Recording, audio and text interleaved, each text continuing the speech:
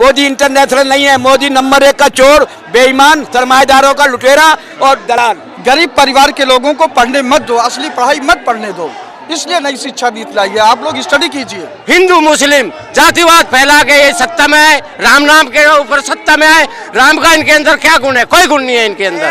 हम जानते थे ये लोग चीटिंग कर रहे हैं, जनता को धोखा दे रहे हैं। ये सरमाएदारों की पार्टी है, जनता को ठगने का काम करेगी। ये हिंदू राष्ट्र बना लेंगे तो देश को एक गृह युद्ध में ढकेलेंगे, हिंदू राष्ट्र नहीं बन पाएगा। ये न राम के हैं, न गांधी के हैं, न पटेल के हैं। अच्छा, ये व्यापारी हैं।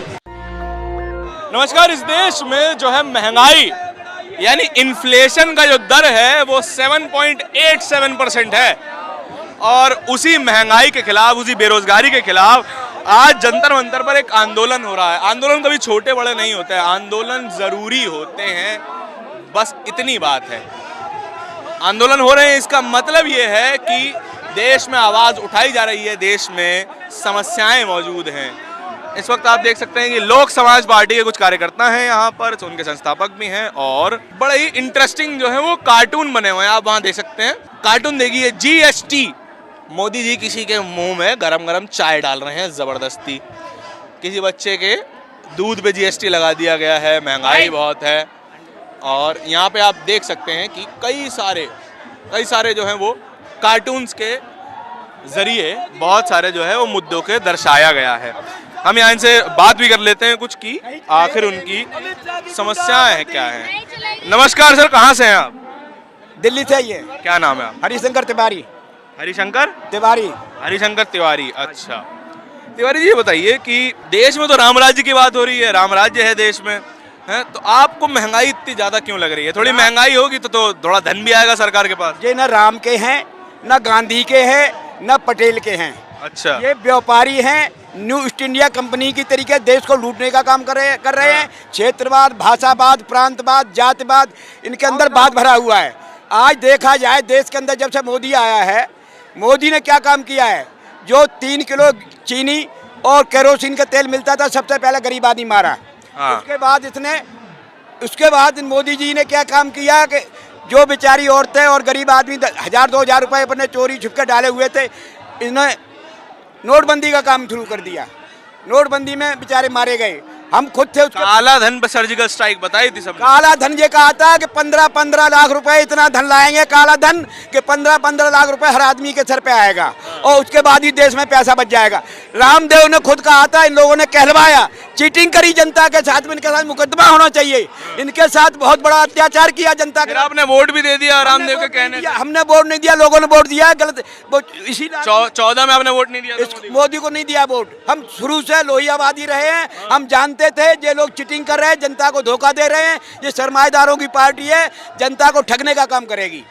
मुझे मालूम था, आज से मैं लोहियावादी हूँ शुरू से, और लोहिया जी का मैं मिशन। लोहिया जी ने कहा था कि इस समाज का भला करना है तो समाजों के बीच रोटी बेटी का संबंध बनाना पड़ेगा। लोहिया जी ने ये कहा था। लोहिया जी ने कहा था, दाम बांधो, काम दो हर हाथ को। तो आप ये बताइए कि आपने जो है वो जाति को त्याग दिया है? जाति त्याग चुके हैं? पहले देश है, मानवता है, उसके बाद जाति बाद में है। हाँ, लेकिन तिवारी तो आप अब भी लगाते हैं अपने नाम के पीछे। तिवारी लगाते हैं, मगर तिवारी वाले काम करते हैं, पंडित वाले। हमारे यहाँ, आप हमारे क्षेत्र में जाएंगे, क्या है पंडितों ये काम? पंडितों का काम ये समाज को आगे ले जाना, समाज को अच्छे तरीके से सुदृढ़ करना। अच्छा। जातिवाद नहीं है पंडित का काम। हाँ, पंडित को जो है समाज को आगे ले जाना। नेता का काम है मरते को बचाना और किसी का घर बर्बाद हो रहा उसको बनाना। हमने ये काम किया है अपने क्षेत्र में, अपने इलाके में। कहीं भी चलिए, मेरे साथ में कोई मेरा विरोध नहीं है किसी बात में। हमने मेहनत की है, हमने आज दिन तक मेरे पास कोई करप्शन नहीं। तो मोदी देखिए इंटरनेशनल नेता हैं, उनका विदेशों में इतना सम्मान होता है, मोदी मोदी के नारे लगते हैं। मीडिया भी मोदी की गुणगान करती है पैसे अच्छा। पर। मोदी इंटरनेशनल नहीं है। मोदी नंबर 1 का चोर, बेईमान, सरमाएदारों का लुटेरा और दलाल। बताइए, फिर एक भी केस नहीं है, कैसे चलेगा? फिर एक भी केस नहीं है। केस इस देश के अंदर जो नेता हैं, आज जितने भी जो सुप्रीम कोर्ट के जजिस्ट्रेटों ने प्रेस कॉन्फ्रेंस की थी, जब उन पर दबाव दे दिया, उनको जहर दे के मरवाया तक गया है। ये रिकॉर्ड है इस देश के अंदर। जज लोहिया की बात कर रहे हैं? जज लोहिया की बात कर रहे हैं वहाँ पर। उसके बाद गृह मंत्री, क्या नाम तुम्हारा, उसमें गुजरात के अंदर उसे मरवाया गया था। क्या हुआ? अमित शाह, जिस देश के अंदर ऐसा भ्रष्ट और निकम्मा और बीसी गृह मंत्री बनेगा उस देश का बेड़ा गर्क हो जाएगा।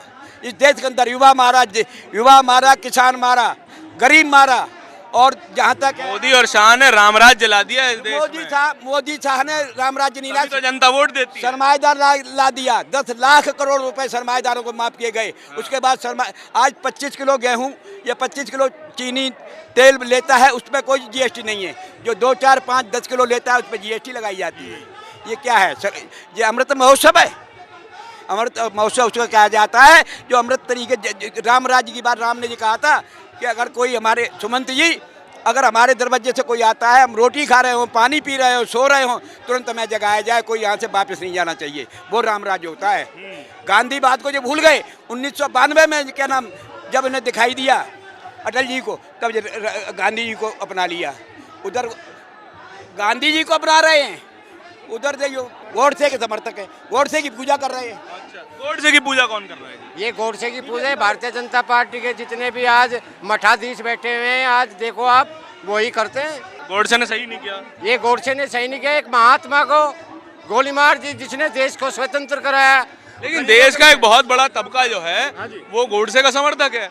वो कहता है जो किया ठीक किया। नहीं, ये तो एक गोडसे का समर्थक है। ये तो भ्रम फैलाया गया है लोगों के अंदर, लोगों को गुमराह किया गया। अगर आप गणना करके देख लिए मीडिया वाले, तो ऐसा नहीं है। आज महात्मा तो महात्मा ही रहता है। महात्मा गांधी ने क्या लिया अपने देश के अंदर? आज देश के अंदर जितने भी नेता है उनके यहाँ अरबों खरबों की संपत्ति मिलती है। लोहिया देखो, और जितने भी हमारे इससे पहले लाल बहादुर शास्त्री प्रधानमंत्री जी हुए, और अन्य जो प्रधानमंत्री, उनके खातों में क्या मिला? कुछ नहीं मिला उनके पास में। और आज के जो नेता है, चाहे वो एक निगम पार्षद हो, करोड़ों अरबों रुपया मिलता है। क्या है ये? और आज देश के अंदर जो हिंदू मुस्लिम जातिवाद फैला के ये सत्ता में आए, राम नाम के ऊपर सत्ता में आए। राम का इनके अंदर क्या गुण है? कोई गुण नहीं है इनके अंदर। ये सिर्फ जनता को बेवकूफ़ बनाने के लिए और ये सरमाएदारों को आगे ले जाने के लिए ईस्ट इंडिया कंपनी की तरह काम करते हैं, जैसे चाइना के अंदर कम्युनिस्ट काम करते हैं। अगर आप सरकार के खिलाफ बोलोगे, आपको जेल में डाल दिया जाएगा या आपके परिवार को तबाह कर दिया जाएगा। हाँ जी, कम्युनिस्ट भी गलत हो गए। कम्युनिस्ट गलत है, क्योंकि वो एक तरह से जो सरकार चलाते हैं, वो अगर उनके खिलाफ कोई बोलता है तो उसको जेल के अंदर डाल देते हैं। अच्छा, आप ये बताइए, ये जो कार्टून है यहाँ पे दिख रहा है, यहाँ पे ये मोदी हैं, अडानी है और अंबानी है, इनको न्यू ईस्ट इंडिया कंपनी बताया है। तो ये लोग तो सबसे ज्यादा रोजगार बांटते हैं। कहाँ रोजगार बांट रहे हैं? जो मोदी, अडानी, अंबानी की कंपनी 4.5 लाख लोगों को नौकरी दे रही है। अंबानी पहले क्या थे? जो नौकरी नहीं दे रही, नौकरी छीन रही है। जो हमारी सरकारी वो थी रिलायंस में 4.5 लाख कर्मचारी काम करते हैं। कर्मचारी किस आधार पर काम कर रहे हैं? आप जानकारी ले लो। जो उनको 15,000 16,000 तनख्वाह होती है, 10,000 रुपए में मिलती है, 4,000 सरकार नहीं दे पा रही तो अंबानी दे रहे हैं। क्या दे रही सरकार? सरकार नहीं दे पा रही तो अंबानी दे रहे हैं। सरकार तो अंबानी अडानी की दलाल है, ब्रोकर है। सरकार कोई नहीं है इस देश के अंदर। सरकार नाम की चीज नहीं है। गुंडागर्दी और मिनी इमरजेंसी लगा रखी है। मिनी इमरजेंसी लगा रखी मोदी ने और अमित शाह ने, दो ही चला रहे इस देश। मिनी इमरजेंसी लग रही है सर। नरेंद्र मोदी और अमित शाह हाँ। इस देश को एक ईस्ट इंडिया कंपनी की तरह चला रहे हैं। अभी आपने प्रश्न किया कि अडानी लोग 4.5 लाख रोजगार दिए हैं। जी, अंबानी का भी रिपोर्ट आया है। 4.5 प्लीज काइंडली लिसन। जी जरूर। भारत सरकार के पहले ब्रिटिश सरकार थी, तो क्या यहाँ लोगों को रोजगार नहीं देती थी? ब्रिटिश ईस्ट इंडिया कंपनी वो भी तो देती थी ना। तो रोजगार देने का मतलब थोड़ा हो गया कि आप देश को गलत तरीके से आप फायदा उठाओगे। आप 10 लाख करोड़ रुपया भारत सरकार ने माफ किया है, आप उस पर तो प्रश्न नहीं किए कि क्यों माफ कर दिए हैं। आपको करना चाहिए ना। सर देखिए, जब भी हमारे सामने कोई होता है ना, उसकी आइडियोलॉजी के समर्थन में अगर हम सवाल करें तो हमारे और आपके होने ना होने से फर्क नहीं पड़ता।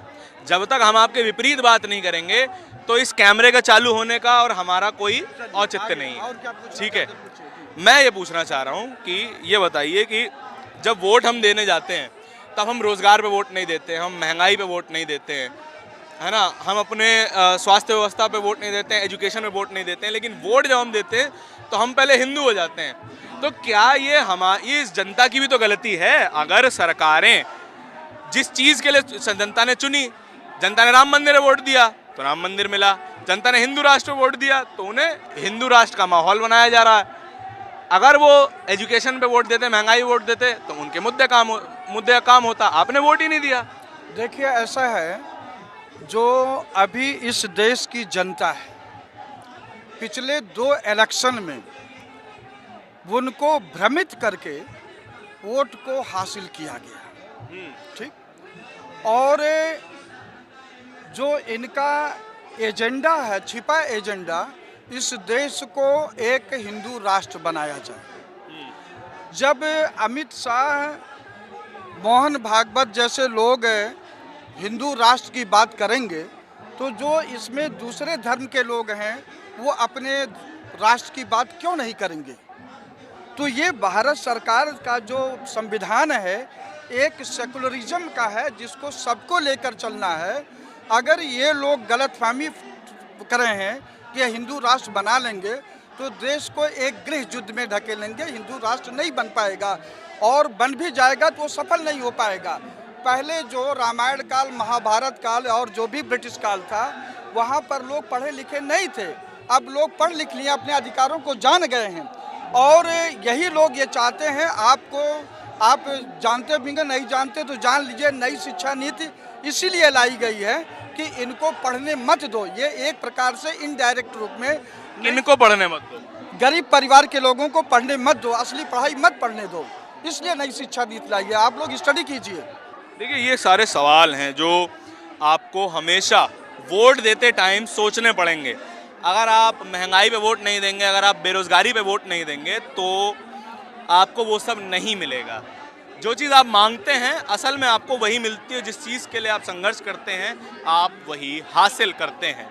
इसी तरीके के सवाल, इसी तरह के मुद्दे हम आप तक रोज़ लाते रहते हैं। और कैमरे के पीछे मेरे साथी आशीष के साथ नेशनल दस्तक के लिए धारण की रिपोर्ट। धन्यवाद। नेशनल दस्तक की आपसे गुजारिश है कि अगर इसको